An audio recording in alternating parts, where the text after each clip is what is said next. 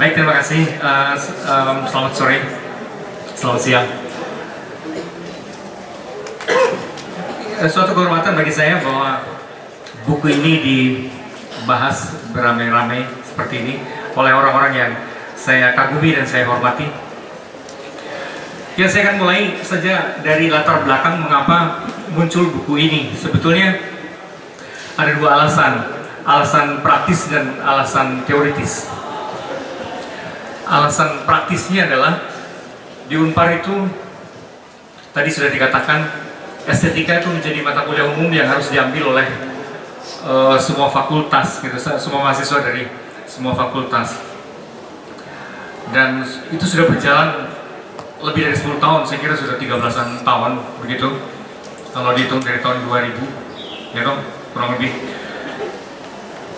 Itu belum ada buku pegangan yang substantif, katakanlah begitu. Sehingga kami berpikir ada bagusnya sudah high time untuk membuat buku sebagai buku referensi yang substantif begitu. Itu alasan praktisnya.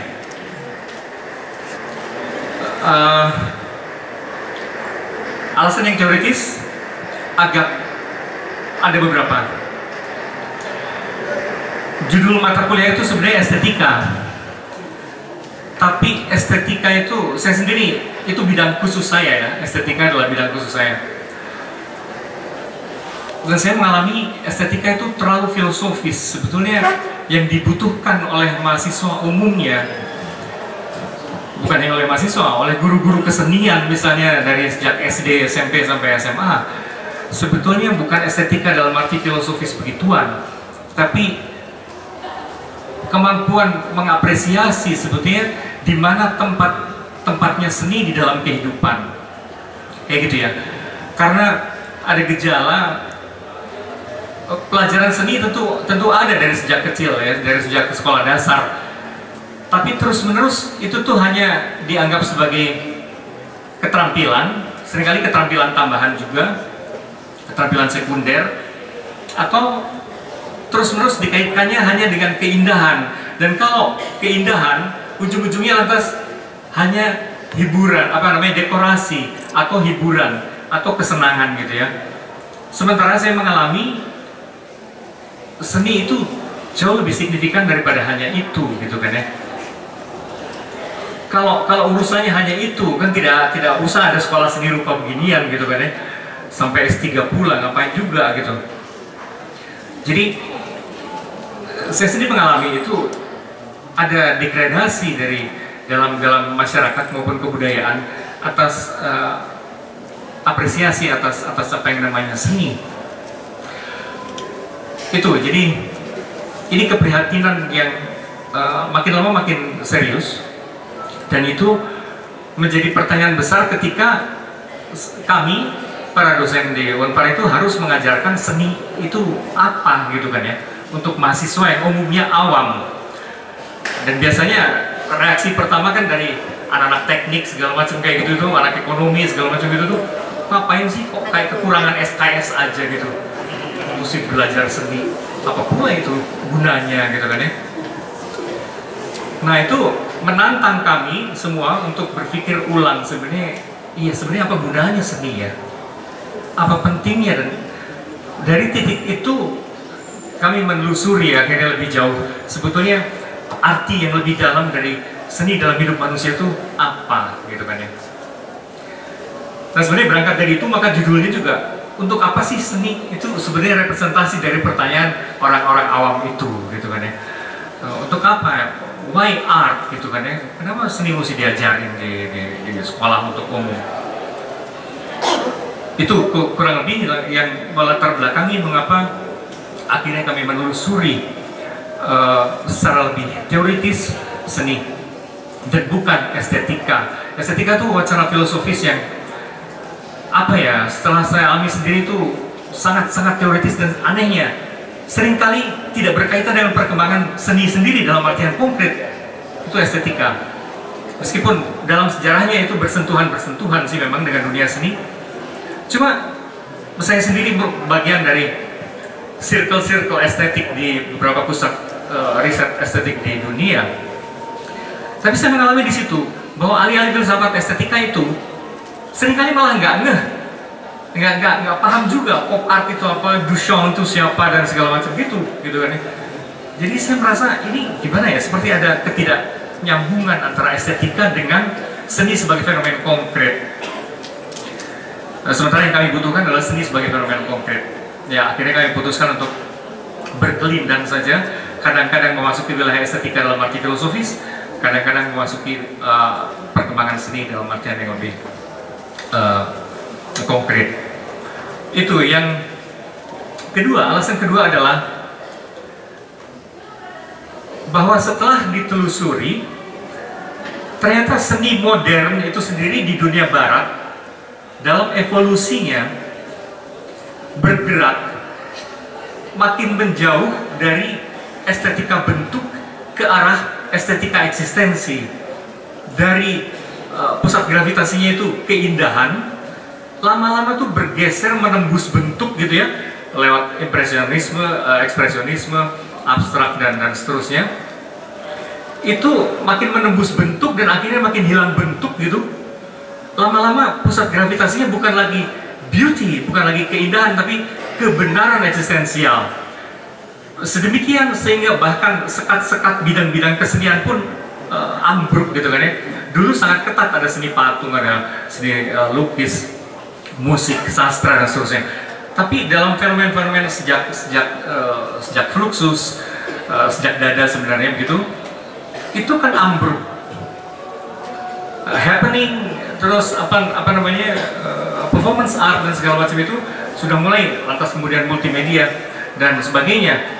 Akhirnya mencampurkan itu semua. Di situ batas-batas antara sastra, musik, seni rupa dan sebagainya sudah menjadi kabur. Dan dalam yang paling spektakuler adalah dalam karya seni yang berupa gerakan-gerakan sosial yang meriap hari-hari ini, seni semakin jauh dari sekedar keindahan bentuk gitu kan ya. Bahwa bentuk-bentuk masih diolah, masih, tapi bukan dalam rangka mencapai keindahan. Saya kira olah bentuk masih, tapi lebih olah efek barangkali ya, olah efek. Sementara keindahan pun kalaupun masih mau digunakan, mungkin bukan dalam arti keindahan fisik amat gitu ya, tapi keindahan terus-menerus dipersoalkan dalam artian hidup yang lebih indah itu seharusnya gimana gitu ya, yang lebih ideal itu sebenarnya gimana, hidup bermasyarakat yang lebih ideal itu sebenarnya gimana, pertumbuhan yang lebih bagus itu sebenarnya gimana. Jadi keindahan mungkin masih oke, cuman bukan dalam artian formalistik bentuk gitu ya, dalam arti ideal kehidupan kita sebenarnya apa. Jadi saya melihat begitu, ada pergeseran dari estetika bentuk ke arah estetika eksistensi, di mana yang menjadi persoalan adalah menjadi kebenaran hidup. Hidup sendiri dipersoalkan di situ. Hidup itu sesungguhnya apa dan apa yang kita mau. Persoalan terdalam kita sebenarnya apa dan seterusnya. Itu kan yang dipersoalkan oleh para novelis yang bagus, para perupa yang bagus, oleh performance artis yang bagus. Seperti itu. Nah, ini menjadi menarik karena ada soal lain lagi. Artinya di situ seni barat yang tadinya menjadi wilayah otonom yang sempit sejak seni modern itu ternyata sedang kembali ke kehidupan luas gitu. Sementara di dunia non barat, seni sudah selalu fenomen dari kehidupan yang luas. Seni tidak pernah merupakan fenomen yang sangat spesifik sebetulnya dalam masyarakat non barat, dan yang masih terasa di dalam masyarakat yang belum modern. Seni selalu bagian yang intim dalam kehidupan sehari-hari, dalam apapun juga gitu kan ya. Nah, ketika seni di barat modern sendiri bergerak ke kehidupan, nah ini menjadi dekat dengan persoalan-persoalan di dunia ketiga, katakanlah begitu, yang non barat. Menjadi nyambung kembali. Seni dipahami sebagai bagian penting di dalam segala kegiatan dalam hidup. Kurang lebih seperti itu. Tapi memang dengan catatan bahwa seni dalam arti eksklusif esoterik, tadi ada orang bertanya sama saya, apakah art for art's sake itu masih penting? Bukan hanya masih penting, itu tidak akan pernah hilang. Karena dalam setiap bidang selalu ada wilayah tertentu yang mencanggihkan diri, merumitkan diri gitu ya, selain yang applied. Di situ, misalnya dalam musik yang kita dengar adalah musik pop yang menyenangkan kita, yang sesuai dengan kebutuhan mood kita. Tapi bahwa akan tetap ada orang yang mengotak-atik hakikat musik sampai ke tingkat filosofis seperti John Cage dan kawan-kawan, Terry Riley dan segala macam itu ya, ke tingkat minimalis sampai abstrak sekali gitu ya. Dan kalau kita dengar musik mereka kita nggak ngerti sama sekali, biar aja, dan itu tetap ada orang yang berpikir filosofis tentang apa sesungguhnya musik. Pada titik itu akan selalu ada. Dalam sains umumnya juga gitu. Sains tidak seluruhnya applied kan. Sains tidak seluruhnya lantas melahirkan teknologi atau gitu. Ada wilayah saintis yang berpikir sangat teoritis dan pelik, bahkan filosofis. Dan mereka ini penting. Mereka ini penting untuk memberi inspirasi terus-menerus, memberi gizi terus-menerus yang kental terhadap dunia applied gitu ya. Nah, omongan seperti ini juga muncul ketika dalam pameran Asmujo kemarin di Selasar Sonario itu, ya beliaunya juga akan mengatakan begitu, bahwa ada lapisan high culture itu ya tetap harus ada dan memang akan tetap ada gitu ya, dan itu tetap penting. Tapi bahwa seni itu sudah berevolusi dan menyatu kembali pada tingkat state of the art-nya gitu, pada tingkat paradigmatiknya gitu, ke menyatu dengan kehidupan sehari-hari. Menurut saya itu fenomena menarik di dunia barat sana, yang kemudian memberi peluang bagi dunia seni di Indonesia juga untuk masuk dan berkelindang dan tanpa sungkan di situ ya, dengan segala inspirasi kerakyatan dan apapun gitu kan. Saya kira secara garis besar kira-kira itu maksud buku ini. Sementara ada juga orang tanya, kok hampir semua bidang seni di sini muncul ya? Ya karena kalau kita mau memahami seni, saya kira kita mesti cukup komprehensif dan kita mesti kasih lihat bahwa ada sekian banyak bidang seni yang tekanannya berbeda-beda, evolusinya juga berbeda gitu masing-masing. Sastra mempunyai evolusinya sendiri yang tidak selalu identik dengan seni rupa, dengan desain dan seterusnya. Begitu. Jadi oleh ini upaya juga karena kami tidak menemukan buku sekomprehensif ini. Barusan dikasih tahu Pak Mas Justiono, ternyata Mas Remi Silado membuat buku ini yang saya juga baru tahu. 1, 2, 3 Yapi Tambayong, ayat tentang seni, dan beliaunya nulis juga mengenai sastra, musik, drama, rupa, film. Sangat menarik dan saya baru tahu juga ini gitu ya. Waktu itu saya tidak menemukan buku itu. Saya bikin buku ini, mudah-mudahan berbeda. Saya nggak tahu nanti komentarnya Mas Justiono.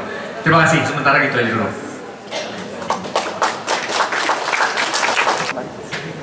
Oke, selamat sore. Terima kasih Acep Iwan Saidi.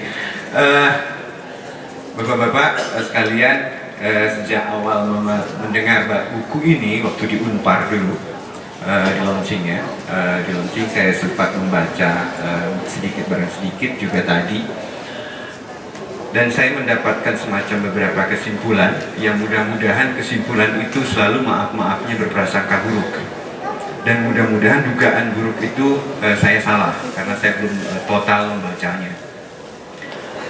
Benar, saya sepakat dengan apa yang kata Ucok tadi. Buku ini sangat modernis, ya, sangat modernis. Belum lagi misalnya porsi untuk Indonesia itu tidak ada, tapi saya kira saya tidak seheran Ucok karena saya maklum mungkin inilah teks-teks produksi masyarakat pasca kolonial.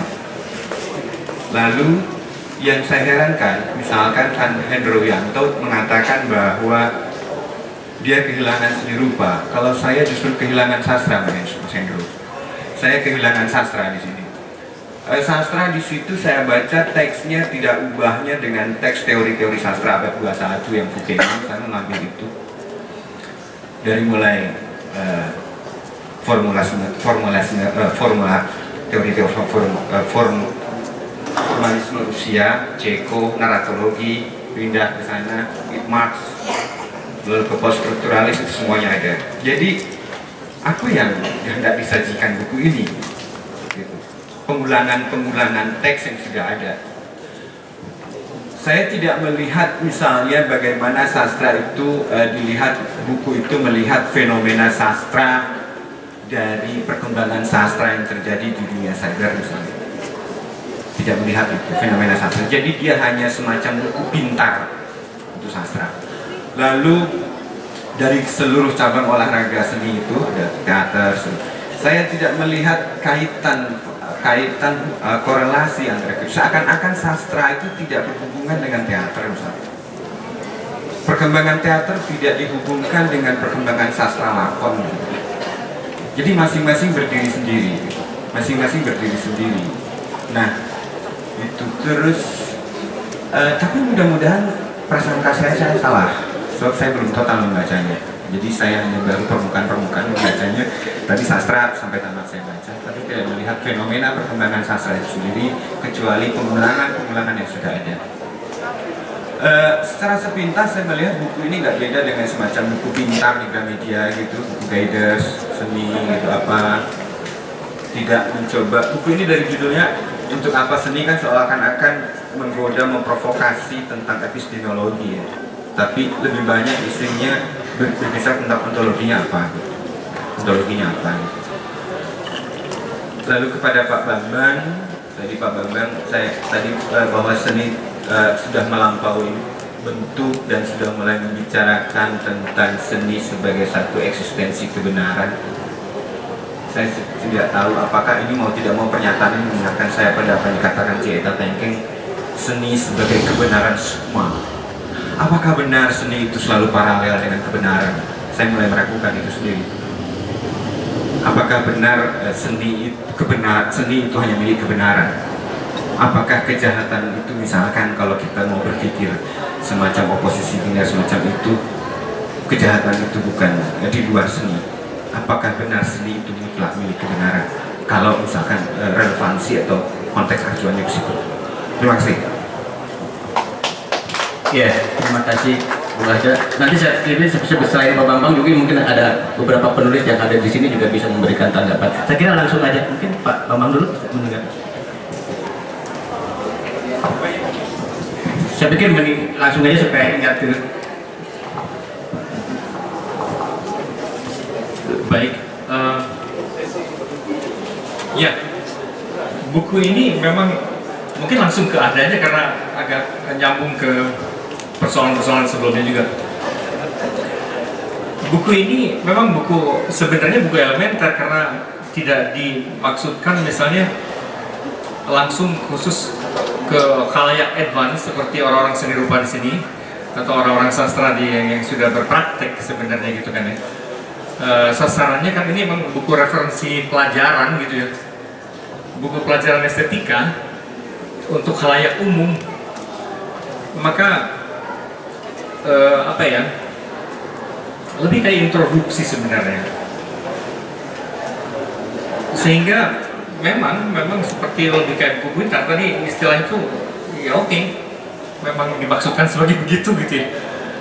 Sehingga kalau ada ekspektasi yang agak berlebih, saya kira harus jilid 2 tadi mungkin jilid 2 atau apa gitu ya, karena ini memang benar-benar buku introduksi, buku pengantar untuk wilayah seni yang sedikit agak lebih teknis gitu, menyeret mahasiswa yang awam, yang umum ke arah wilayah-wilayah yang sedikit lebih teknis. Tentu misalnya mahasiswa sastra ya ini mah udah pelajaran mereka daily bread. Terus aliran-aliran juga untuk anak-anak seni rupa ya juga udah bukan apa gitu kan ya. Tapi sebagai buku pintar perkenalan awal gitu ya. Sedikit catatan tentang sastra. Yang dibutuhkan, yang kami bayangkan dibutuhkan mahasiswa adalah lensa-lensa memang. Kalau perkembangannya itu menjadi luas sekali ya. Kalau perkembangannya misalnya genre, perkembangan setiap genre itu kan juga begitu luasnya. Nggak tahu bagaimana mesti ditulis gitu. Atau kalau boleh tulis ya itu tadi mungkin jilid 2 yang tidak bisa serta-merta langsung disuguhkan ke anak-anak yang sangat awam bahkan tentang anak-anak umumnya itu kan Mereka belajar sastra, tapi juga sastra apa kayak gramatikal gitu kan sebenarnya.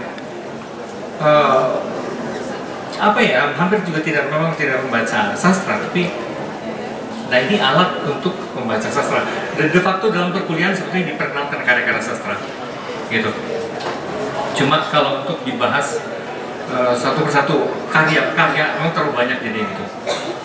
Karena perkembangannya menjadi hampir tidak menentu. Baik, jadi intinya ini memang buku perkenalan nih, introduksi awal untuk memasuki dunia seni. Oh, tapi tadi saya lupa berterima kasih. Saya memang terima kasih atas komentar-komentar yang canggih dari Mas Justiono maupun Mas Hendro Wianto. Saya kira saya akan komentari dulu itu ya, dan tadi diakhiri oleh Ucok. Benar sekali, problem filsafat selalu begitu, Mas Hendro. Problem filsafat selalu dia berbicara post factum, membicarakan hal-hal yang sebetulnya sulit sekali dibicarakan, gitu kan ya. Tentang apapun rasanya begitu, bukan hanya mengenai seni, mengenai apapun. Tadi apa namanya, Acep bicara mengenai cinta misalnya, atau mati, atau you name it, apapun sih sebenarnya.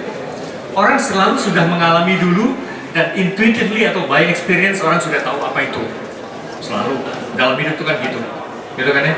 Terus baru para filsuf membicarakannya secara mungkin rada sistematik dan dikonseptualisasi, seandainya diperkatakan jadinya apa, gitu kan ya. Tapi selalu gitu. Itu nasib atau keterkutukan dunia filsafat. Ketika dia berupaya memverbalisasi, mengkonseptualisasi segala hal, dia selalu post factum, dan jatuhnya dibanding dengan pengalaman konkret tidak pernah memadai sebenarnya. Tidak pernah memadai dalam hal apapun, bahkan dalam hal berpikir sekalipun, gitu kan ya. Filsafat bicara banyak mengenai apa itu berpikir. Lantas orang bisa mensistematisasikannya menjadi sebenarnya aneka kategori berpikir, tapi itu selalu jauh lebih kerdil daripada de facto pengalaman kita mengenai berpikir, gitu kan ya. Itu pertama. Pada titik itu selalu tampak kerdil filsafat dibanding dengan fenomenanya. Tapi itu tidak berarti tidak berguna, gitu kan ya. Tidak berarti tidak berguna untuk meneropong lebih lanjut, untuk apa namanya, memahami pengalaman itu sendiri. Itu selalu ada gunanya, meskipun filsafat tidak pernah berguna langsung dalam arti pragmatis tentu. Tapi kejelasan gini, kita mengalami banyak hal. Kalau kita habis nonton film, atau seperti tadi kita nonton performance, yang namanya pengalaman konkret itu selalu sangat kompleks dan sulit sekali diperkatakan sebenarnya. Sehingga kalau tadi saya ditanya juga, itu performance kira-kira mengenai apa ya? Mana gua tahu, tanyanya. Bahkan orang yang melakukannya juga mengenai tidak tahu amat itu sebetulnya apa, gitu kan ya? Gitu. Tapi upaya memperkatakannya, misalnya ketika Acep bilang, ya itu juga upaya untuk merumuskan atau bahkan membuang rumusan seni atau apapun, gitu kan. Nah, kita jadi kepikir pada satu kemungkinan konseptualisasi ke arah itu. Tapi pasti ada unlimited kemungkinan itu sebenarnya. Performance kayak tadi bisa dibahasakan dengan 1000 cara, dan pada titik tertentu si senimannya pun sampai ketika tidak mengerti apa yang dibicarakan sesungguhnya, gitu kan ya. Tapi saya kira itu kodrat setiap bentuk metafor begitu. Puisi akan begitu nasibnya. Puisi kan, tarian akan begitu nasibnya, karena itu semua adalah manifestasi nonverbal. Ketika diverbalisir selalu terasa tereduksi. Cuma sekali lagi, itu bukan berarti tidak ada gunanya. Semua upaya verbalisasi berupa ilmu, berupa wacana, diskursus ilmiah yang sangat teoritis ataupun filosofis, itu bagaimanapun membantu logika verbal kita berjalan. Karena memang kita punya beberapa jenis logika. Ada logika visual, logika non verbal, segala macam, non konseptual, gitu kan ya. Itu tersendiri. Tapi logika verbal itu ada pentingnya pentingnya dalam menjernihkan banyak hal yang sesungguhnya keruh. Kita mengalaminya, tapi keruh sebenarnya gitu kan ya. Kita mengalami cinta itu apa kalau tadi gitu kan ya. Cuman pabaliut sekali gitu ya, tumpang tindih, sangat penuh paradoks dan sebagainya gitu. Tapi teori-teori psikologi mengenai itu, filsafat mengenai itu dan segala macam lumayan menjernihkan bagi nalar verbal, karena memang ada bagian tertentu di dalam brain kita, dalam pola bernalar kita yang membutuhkan kejelasan. Betapapun tidak memadainya itu, gitu kan ya. Terus di antara imajinasi dan hati, katakanlah begitu, dan pengalaman langsung, saya kira nalar Aristotelian atau nalar diskursif, katakanlah begitu, diskursif reasoning, itu semacam jembatan sebetulnya. Jembatan untuk setiap kali agak memperjelas sedikit banyak hal yang kita alami yang umumnya sebenarnya tidak sangat jelas. Jembatan untuk strategi berikutnya, untuk praksis, untuk survive, untuk apapun, begitu kira-kira. Jadi memang post factum, tapi dia bisa juga ada manfaatnya ante factum, bukan hanya a posteriori, tapi juga a priori bisa ada membantu. Karena entah gimana ya, manusia membutuhkan mind frame, lensa tertentu. Tapi bahwa lensanya itu banyak, ya itu sudah takdirnya begitu. Ada banyak lensa memang. Seni tidak akan pernah memadai, dirumuskan dengan cara apapun. Saya tetap percaya itu. Tapi aneka perumusan mengenai seni dari jalur apapun banyak gunanya untuk memahami apa sebetulnya yang dilakukan. Bahkan tempo hari, terus terang begini ya, ketika saya mengajar S2 di sini, kita memperbincangkan juga ini. Terus saya tanya, akhirnya seni itu apa? Ada salah seorang mahasiswa menjawab, mahasiswa itu ada di depan saya. Mahasiswa itu menjawab, seni hanyalah masturbasi. Itu menarik sekali. Ekspresi, masturbasi, apapun. Dan mungkin ada sisi itu yang benar juga. Seni adalah hiburan, mungkin ada benarnya juga. Seni adalah kalau mau ibadah atau whatsoever gitu, mungkin ada benarnya juga. Gitu ya. Menurut saya itu bukan tidak ada gunanya konsep-konsep seperti menurut saya, karena kalau tidak kita benar-benar membiarkan diri mengalami saja gitu ya. Maka pertanyaan makin besarnya adalah semua wacana dalam kultur modern, upaya pewacanaan dalam kultur modern untuk hal apapun, pertanyaan adalah itu ada gunanya atau tidak, gitu kan ya. Betapapun sekarang modernitas sudah beranjak jadi postmodernitas, jangan lupa postmodernisme pun upaya pewacanaan juga kan ya, pewacanaan atas pewacanaan. Yaitu, tapi bagi saya sendiri itu masih terbuka ya. Sebetulnya segala bentuk konseptualisasi itu seberapa berguna dan seberapa ngefek bagi kita, itu tetap bagi saya intriguing. Itu bagi saya tetap bikin penasaran gitu ya. Maka pada titik itu juga pertanyaan untuk anak-anak seni rupa, sejauh mana segala teori yang Anda pelajari dengan sengaja di fakultas ini gitu ya, ada gunanya? Ya sama loh pertanyaannya. So kalau tidak, Anda kan bisa, kebanyakan kan kalau berkarya juga intuitif aja sih sebenarnya gitu kan ya, imajinatif aja. Tapi kenapa juga mesti ada bersusah payah? Jadi ada grade pula, S1, S2, S3 gitu kan ya. Itu seberapa berguna? Saya kira pertanyaan akhirnya juga ke sana. Itu pertanyaan mendasar yang tetap terbuka persoalannya itu. Tapi saya suka Mas Hendro mengangkat duduk perkara itu, karena itu mengingatkan saya pada persoalan yang sangat mendasar itu.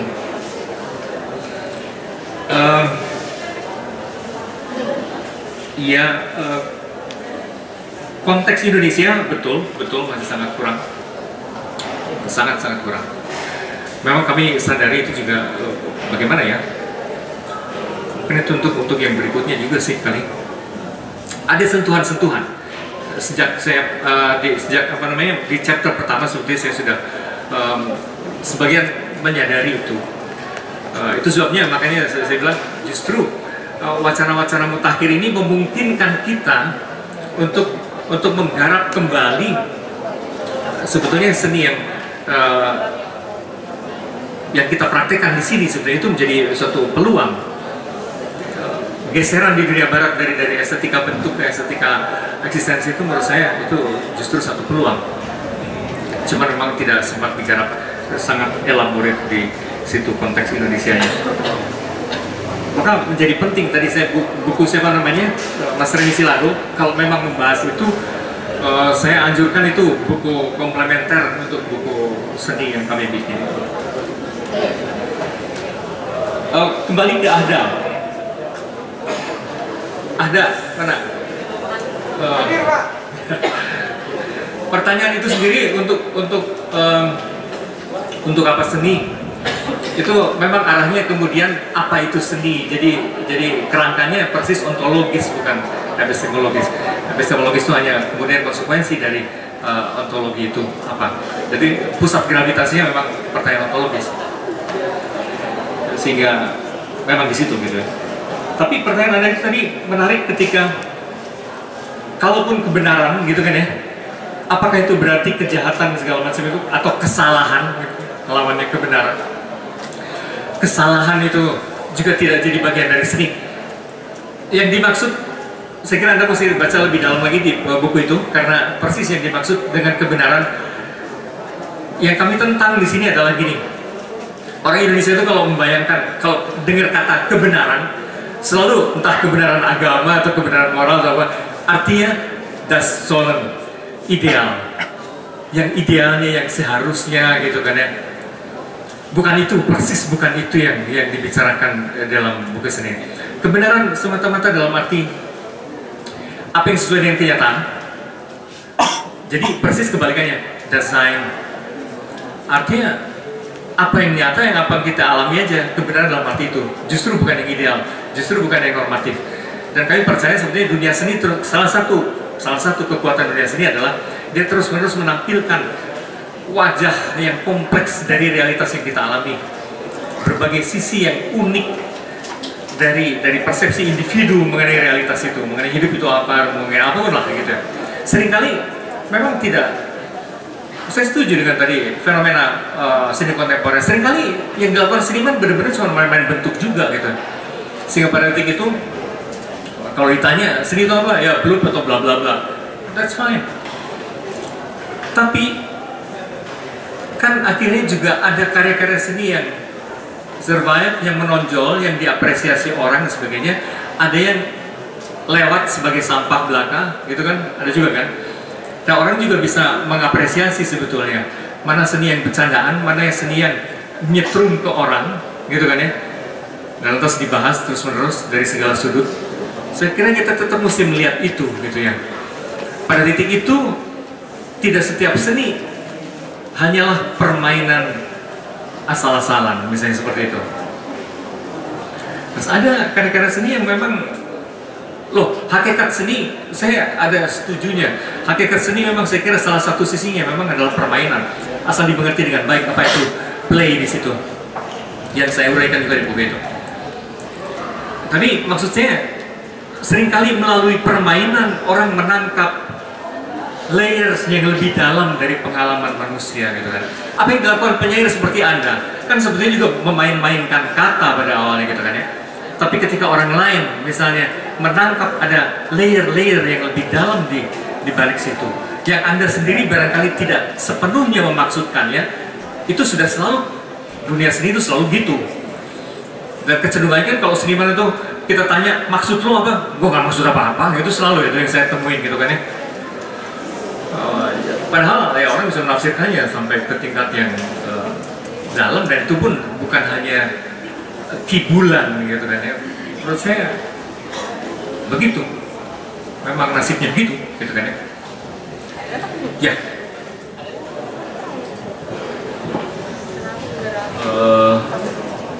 Saya tidak menanggapi saudara Ahda, tapi mungkin saudara Hendro tadi, karena kebetulan saya itu juga mengajar estetika sudah lama, jadi Pak Bambang mengatakan filsafat seni itu memang selalu post factum, tetapi filsafat bukan hanya filsafat seni ya, ketika sudah dirumuskan itu juga menggerakkan dan juga mengubah dan menjadi acuan dalam berbagai bidang kehidupan. Contoh sederhana, Konghucu atau Confucius itu seorang filosof. Dia tidak mengklaim dirinya nabi. Dia menyerap berbagai peristiwa di masa hidupnya tentang hubungan antara orang tua dan anak, dan untuk kesejahteraan dan keadilan masyarakat, kejahatan ataupun juga totalitarian dari para raja-raja ataupun birokrasi yang penuh dengan korupsi. Kemudian Konghucu mengembangkan suatu filsafat tentang keutamaan, kebajikan, kebaikan, kesetiaan, dan lain sebagainya, yang kemudian menginspirasi seluruh bangsa Cina sampai sekarang untuk membina kehidupan yang baik, yang tentram, apa itu makna kekayaan, apa makna kesejahteraan, keadilan. Bahkan seperti Karl Marx yang kita anggap seorang sosialis, seorang yang anti Tuhan, yang menyatakan hakikat kenyataan itu adalah pertengahan kelas. Sampai sekarang konsep pertengahan kelas itu menjadi penggerak dinamika budaya masyarakat luas, bidang ekonomi, bidang politik, bidang seni apalagi. Demikian juga dalam situasi seni rupa kontemporer sekarang, di mana justru konsep-konsep teori-teori itu menjadi sentral, karena seni justru hanya muncul sebagai sesuatu yang sifatnya belakangan atau sampingan, yang penting konsepnya. Seperti contoh karya Pak Asmudjo, itu judulnya pamannya adalah Unoriginal Sin. Itu beliau mengkritik prinsip seni modern yang menekankan keutamaan dari originalitas, dan karena dia juga banyak karyanya itu apropriasi atau suatu olok-olok pada karya-karya seni yang sudah mapan, yang ada terutama di barat, dihadirkan di sosoknya. Dia juga memakai artisan untuk mengembangkan karyanya itu juga, dan karya itu terjadi karena ada satu konsep pada suatu pemahaman filosofis untuk mengkritisi sesuatu, dan banyak lagi seperti itu. Artinya filsafat memang suatu pemikiran tentang realitas yang mungkin melampaui yang empirik, yang dunia, dan juga seringkali juga bersifat spekulatif, tapi kemudian itu setelah dirumuskan menjadi ilham, menjadi penginspirasi, pengubah baik personal, masyarakat maupun dunia. Banyak contohnya. Saya kira tanggapan saya begitu, Mas.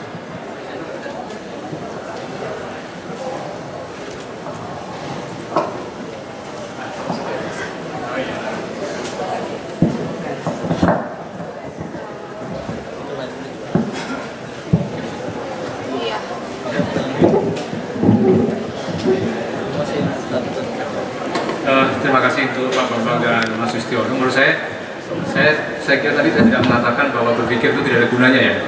Saya kira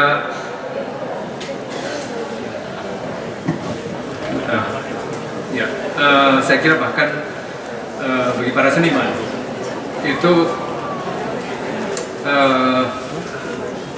sering kami berdiskusi bahwa pada artinya ketika kita, misalnya pengalaman saya ketika bertemu dengan seniman, melakukan kurasi dan sebagainya, tentu saja yang dilakukan adalah sebuah diskusi pada tingkat berpikir. Jadi artinya berpikir itu menurut saya juga bagian esensial dari maksudnya bukan praktek seninya, tetapi itu adalah bagian dari, tentu saja adalah bagian dari kehidupan kita, dari maksud saya dari tuntutan kita juga, maksud saya begitu. Jadi cuman maksud saya begini, Mas, hubungan antara seni dan filsafat seperti yang barangkali dicoba dirumuskan oleh Pak Bambang melalui buku ini, itu bukanlah suatu hubungan yang kelihatan bahwa filsafat itu akan menjelaskan seluruh praktek seni. Dan apa yang diberikan oleh seniman, bagaimana karya-karyanya, bagaimana kita melihat representasi itu gitu ya. Jadi maksud saya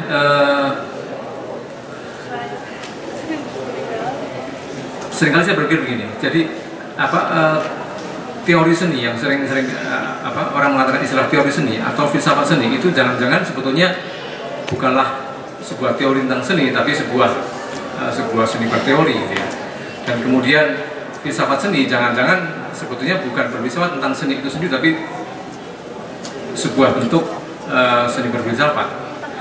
Dengan catatan kalau seperti saya baca di dalam teks ini tidak cukup dekat dengan apa yang dipikirkan oleh seniman, dengan sungguh-sungguh tidak cukup dekat dengan fenomena seni itu sendiri, tidak cukup dekat melihat praktek-praktek seninya sendiri.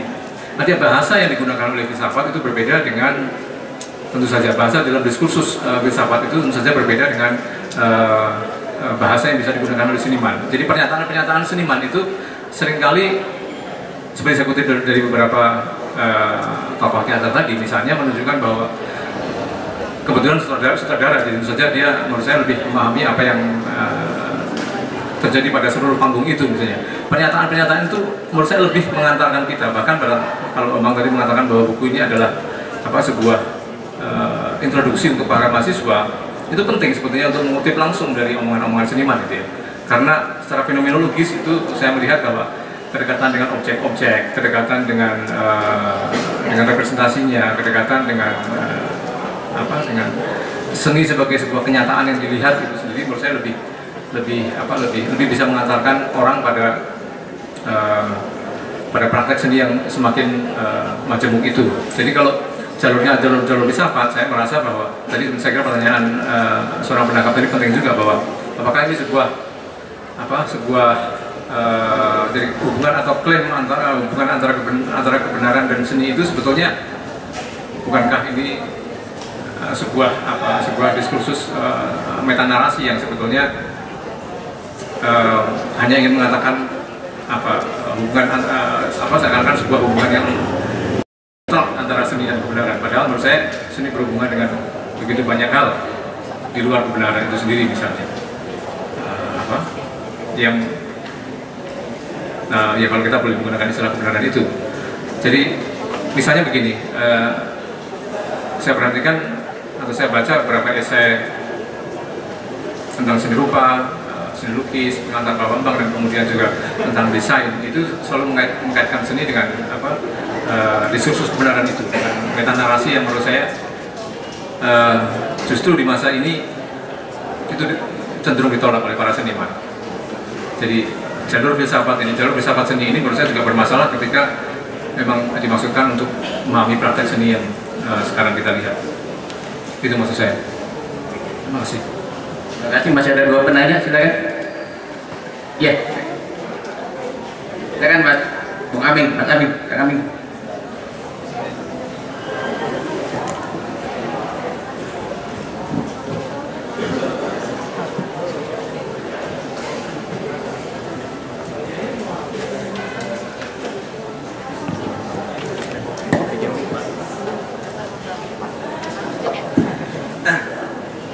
Ya, terima kasih. Mungkin tadi beberapa penjelasan yang sudah diuraikan ya Mas Bambang dan pembicara juga penangkap dari Ucok hampir menyelesaikan sore ini sebetulnya untuk kita berpikir ulang di rumah. Tapi ada yang menarik bagi saya ketika umpamanya tadi ada pintu masuk dari Mas Bambang tentang ini semata-mata sebuah introduksi dan mungkin dihasratkan untuk dunia pendidikan ya. Nah ini maka agak mengait juga dengan dunia saya di dunia pendidikan. Nah sekira judul untuk apa seni itu bagi saya sebagai sebuah pertanyaan naluriah barangkali ya. Mudah-mudahan ini teks yang sederhana untuk apa seni itu menjadi babon, menjadi induk sebuah tradisi kita untuk bertanya terhadap contoh umpamanya ketika untuk apa Asmujo untuk apa Tisna saja ya gitu kan. Ini pertanyaan-pertanyaan yang mungkin bisa didekati oleh berbagai hal. Kalau kita concern pada dunia pendidikan, tentu kita juga harus mulai memperbincangkan satu tradisi untuk bagaimana masyarakat SD, SMP, SMA mendekati sebuah karya seni yang memang hadir di ruang publik. Gitu. Kita tidak bisa menafsirkan sebuah karya seni itu peruntukannya untuk elitis tertentu, untuk kampus, atau untuk mereka yang memang dianggap sebagai sebuah segmentasi yang memahami karya seni. Gitu. Nah, sehingga ini jarak-jarak yang selama ini terjadi, mudah-mudahan ini juga menjadi pintu tafsir baru terhadap generasi ke depan ketika Ucok umpamanya tadi seolah-olah ada pertanyaan yang menggugat hubungan antara art dan seni awal asalnya dari kita apa, kemudian di Sunda itu ada Kamonesan, apakah benar Kamonesa itu ada relasi dengan yang disebut art di barat? Toh produk-produk yang kita lihat selama ini kalau disanding-sandingkan ya mirip-mirip juga gitu. Yang berbeda adalah tradisinya. Kita nggak pernah melihat museum itu sebagai sebuah kepentingan pendidikan dan generasi berikut. Museum di kita seolah-olah hanya sebagai perlengkapan, ini loh sebuah kota. Maka sampai hari ini Bandung tidak punya museum seni rupa. Barangkali karena kita tidak punya tradisi yang memberikan pemahaman yang berawal dari pertanyaan sederhana. Untuk apa kehadiran karya Tisna Sanjaya? Untuk apa? Ketika untuk apa ini menjadi sebuah jawaban, maka museum menjadi sebuah pertanyaan baru. Kapan karya-karya tertentu itu bermukim di museum sehingga ada reputasi pertanyaan-pertanyaan naluriah tadi itu terjawab dengan hanya tidak sekedar buku gitu. Tapi ada fakta-fakta yang memang dibukukan dalam bentuk buku museum-museum tadi. Nah, saya kira ini mudah-mudahan buku Mas Bambang ini dijadikan semacam tradisi Mas Bambang, karena mudah-mudahan tidak hanya benda yang bisa kita baca, tapi semacam teks yang perlu kita gugat dari waktu ke waktu agar kita semua ikut berkembang, gitu. Ikut berkembang. Ya mudah-mudahan ini menjadi semacam model agar kita ini mau sekarang ini masuk bercapek-capek ke pintu-pintu seniman. Jadi kalau ada pameran ini bukan sekedar seremoni loh, tapi ada nilai-nilai yang ditawarkan. Nah, bagaimana cara kita memahami penawaran itu? Barangkali introduksinya bisa di sini ya. Mudah-mudahan ini ada bahasa-bahasa yang mempermudah lah. Kira-kira itu. Jadi saran saya mudah-mudahan Mas Bambang ini bisa dikelilingkan menjadi untuk apa seni go to school. Ya kita dagang aja dulu lah Mas Bambang ya. Gitu. Pasti ada pertanyaan yang lebih cerdas dari seniman kontemporer sekalipun. Saya yakin ini pasti gitu. Karena kita juga tidak pernah mengkoreksi diri akademik ketika umpamanya di tembok-tembok kota ini bermunculan grafiti-grafiti anak panrok, anak SMA yang dengan mudah aja kita menganggap itu kenakalan. Padahal itu kan ekspresi kalau kita bisa katakan gitu. Ya, terima kasih. Wassalamualaikum warahmatullahi wabarakatuh. Baik, karena waktunya tinggal sedikit, yang ini kita lanjutkan aja pertanyaan berikutnya yang terakhir. Silakan. Ini ada satu ya. Jadi setelah ini Kang Hikmat silakan.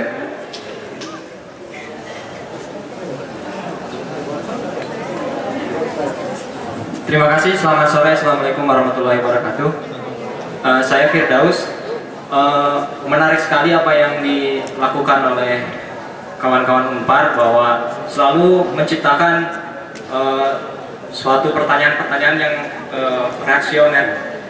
Matinya teater, apa itu seni? Jadi itu salah satu hasrat ketika orang membaca judulnya saja pun ingin mengetahui lebih dalam apa di dalamnya. Sama halnya dengan peluncuran buku untuk apa itu seni. Sedikit dari seminar waktu itu yang peluncuran bukunya juga belum sempat dimunculkan, bahwa harapan kami yang bergelut sebagai pelaku seni di teater, bahwa ketika munculnya salah satu buku ini pun menjadi harapan baiknya ya. Semoga ini bisa diapresiasi oleh kawan-kawan yang selalu mengapresiasi bermacam-macam bentuk dari seni itu sendiri. Ada musik, ada tari, ada teater, ada performance.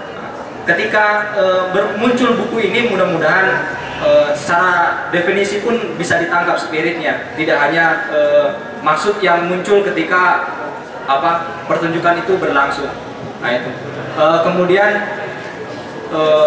mengikuti perkembangan dari pembicaraan tadi bahwa ada satu kelemahan yang memang nampak bahwa ketika apa itu seni itu tidak membicarakan apa yang terjadi hari ini gitu.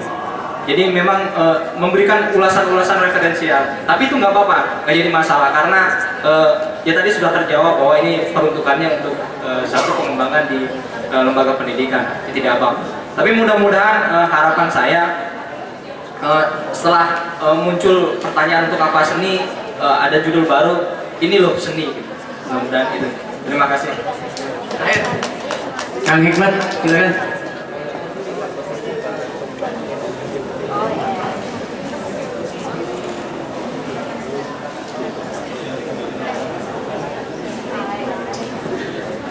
Terima kasih. Terima kasih untuk tiga pembicara di panitia. Saya kira problemnya mulai dari yang pertama tadi Mas Bambang sampaikan, yaitu ada kebutuhan untuk memberikan pendidikan dalam bidang kesenian. Kebutuhan ini berarti mengandaikan adanya kesanggupan merumuskan. Tetapi tadi Mas Bambang ketika menanggapi Mas Hendro juga merumuskan ini tidak harga mati ya kalau istilah politik sekarang gitu. Karena yang namanya seni seperti juga bidang-bidang lain, politik dan sebagainya, itu memang selalu luput dari tangkapan kata-kata. Bahkan puisi tadi dikatakan misalnya itu. Konsekuensinya batasan-batasan yang ada di dalam buku, batasan-batasan sekalipun yang ada di dalam buku ini, itu diinsafi sebagai tentatif kalau pembacaan saya. Dan karena itu buku ini hemat saya lebih merupakan sebagai undangan diskusi. Dan saya bayangkan penulisan buku ini pun betapapun ini sebagai buku ajar, itu adalah juga undangan diskusi. Ini juga agak paradok ketika tadi, atau paradok atau apa tepatnya ketika Mas Hendro bilang kalau mau menyampaikan soal pendidikan seni lebih baik kata-kata yang dikutip adalah kata-kata para seniman. Ini andaiannya seniman itu seniman sepanjang masa. Misalnya ketika seseorang melukis, ketika berhenti dia melukis dan bicara tentang lukisannya, dia seolah-olah melukis. Padahal ketika itu dia berhenti menjadi pelukis dan mengandalkan kognitif untuk merumuskan. Tidak ada bedanya dengan filosof.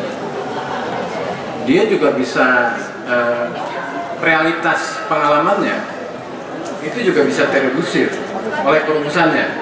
Dan karena itu tidak karena seniman kata-katanya lalu jadi otoritas ya. Saya pikir konsekuensi dari ini hemat saya kesediaan untuk menerima bahwa kata-kata kita, batasan-batasan kita itu semuanya tentatif. Dan penolakan-penolakan yang sering saya dengar dari teman-teman seniman apapun bidangnya itu dasarnya itu kan kenyataan yang tak terumuskan. Tapi ketika begitu dia sudah merumuskan kenyataan sebetulnya gitu. Nah, hemat saya hanya saja mungkin yang membuat banyak gugatan atau beberapa gugatan yang saya dengar di sini, buku ini berkesan menjanjikan terlalu banyak ya, atau terlalu berani mengambil beban yang niscaya tidak akan terpikul oleh bahunya. Kayak misalnya seni, cakupannya sangat luas sekali, Karena itu misalnya tadi Ucok sedikit menggugat soal tidak tercakupnya seni-seni dan perjalanannya di Indonesia. Padahal diasumsikan kalau ini tercakup dan terselami, kemungkinan besar dominasi modernisme dalam buku ini itu bisa tidak terjadi gitu. Misalnya seperti itu. Saya kira ini juga menegaskan bahwa keinsafan akan keterbatasan baik dalam rasa ataupun nalar itu sepertinya sama-sama kita butuhkan oleh siapapun ya yang berprofesi di bidang apapun ini ya. Terus soal apa ya, soal tadi ini perdebatan yang sebetulnya agak klasik ya, soal apakah misalnya filsafat dibutuhkan oleh seniman atau nalar dibutuhkan oleh seniman. Saya kira sangat dibutuhkan karena seniman juga bekerja dengan nalar, bukan hanya ketika akan atau setelah menulis puisi atau melukis gitu. Hanya saja faktanya memang bukan sekedar nalar yang bekerja ketika orang melukis atau berteater atau menulis puisi, tetapi begitu juga sebetulnya ketika orang menulis karya filsafat, aspek emosional juga ambil bagian di situ gitu, ambil bagian di situ. Nah, hemat saya yang agak kurang di forum ini waktunya saja yang terbatas. Kenapa? Karena topik yang kita bicarakan ini topik yang fundamental dan perlu ruang waktu yang cukup leluasa. Saya kira itu. Terima kasih. Baik, oke. Baik, sebagai komentar pendek dan sebenarnya lebih ucapan terima kasih juga atas ide-ide yang bagus. Tadi Amin mengingatkan saya pada hal yang agak lupa tadi saya cerita sebenarnya di awal penulisan buku ini. Apakah mau ke frame barat atau tidak? Satu hal yang penting yang harus saya katakan tadi adalah kenapa kamu memilih kerangka-kerangka berpikir barat? Karena de facto betapapun Indonesianya para seniman di sini, entah itu penyair, entah itu apa namanya pelukis atau musikus, karya-karyanya itu kan juga muncul dari kerangka seni barat juga gitu ya. Jadi itu kami sadari ketika kami membawa anak mahasiswa-mahasiswa itu ke ruang-ruang pameran. Kok kayak gini tuh seni ya? Tiba-tiba kami menyadari itu bukan soal Indonesia atau apapun. Orang hanya bisa memahami, mengapresiasi sekurang-kurangnya bentuk-bentuk seni misalnya kayak Tisna Sanjaya atau siapa lain. Itu hanya kalau di belakang kepalanya ada mainframe estetika barat atau seni barat sih. Misalnya saya bawa mereka ke pameran Sujoyono. Ya gimana mereka bisa mengapresiasi kalau nggak tahu ekspresionisme itu apa? Misalnya gitu loh. Kayak gitu-gitu. Jadi itu juga yang membuat kami memutuskan sebetulnya ya udah. Seperti halnya ini saya kira mirip dengan dunia sains. Tentu kita bisa belajar sains dalam arti ilmu jejamuan atau apapun yang khas Indonesia. Tapi kan yang diajarkan di sekolah sejak SD juga kan sains modern atau gitu kan ya. Dan dalam kerangka itu ya mau gimana lagi gitu kan. Kalau guru-guru kita mengajarkan jejamuan atau klinik atau santet atau apa gitu kan juga ya nggak nyambung juga sih gitu ya. Dari SD-nya juga kita belajar hitung ala sains modern. Saya kira dunia seni nasibnya sama gitu kan ya. Maka mainframe kesenian modern saya kira itu yang perlu diperkenalkan juga ke mahasiswa pada awal-awalnya. Lalu Firdaus tadi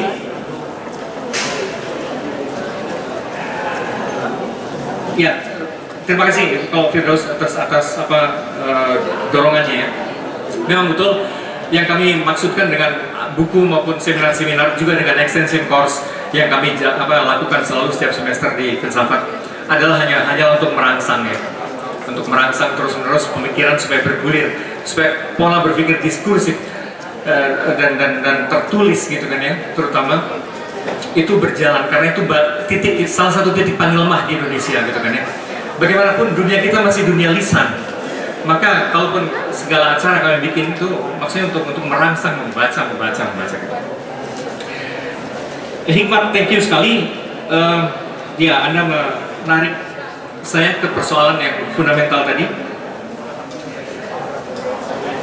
Sebetulnya di awal saya sudah tulis di halaman-halaman paling awal bahkan gitu ya, ketika yang bilang bahwa sebetulnya tidak ada seni kecuali para seniman gitu kan ya. Di halaman depan kalau Anda baca. Sebenarnya di awal kami sudah sadari itu. Sebenarnya tidak ada yang namanya seni. There is no such a thing as art. There is only artist gitu kan ya. Nah, itu menarik. Itu sebenarnya persis sudah sejak awal kami sadari problem dari Mas Hendro tadi. Seni selalu pelik. Lalu kata akhir saya, seberapa penting wacana, seberapa penting teoritisasi bagi proses kreatif, betapapun intuitif dan imajinatifnya kerja para seniman. Saya kira perlu diingat bahwa kreativitas tidaklah sesuatu yang out of the blue, muncul begitu saja penciptaan itu. Kreativitas selalu muncul sebagai respons atas sesuatu. Itu bisa atas karya orang lain, bisa atas gagasan tertentu, bisa atas kegundahan tertentu, whatsoever. Kreativitas selalu adalah respons atas sesuatu. Nah, maka apapun yang memancing respons itu saya kira menjadi penting. Terima kasih.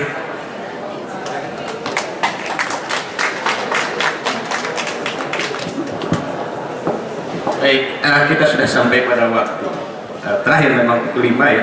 Kemudian ini sebelum ditutup ada prize ya, ada 4 buku. Jadi saya tidak punya alasan untuk memberikan ke yang lain, hanya 4 orang penanya tadi mendapatkan 4 buku ini. Ya, nanti sih. Oke. Dan terakhir saya mungkin tidak akan menyimpulkan diskusi ini karena nanti kalau disimpulkan menjadi seni dan dirumuskan lagi.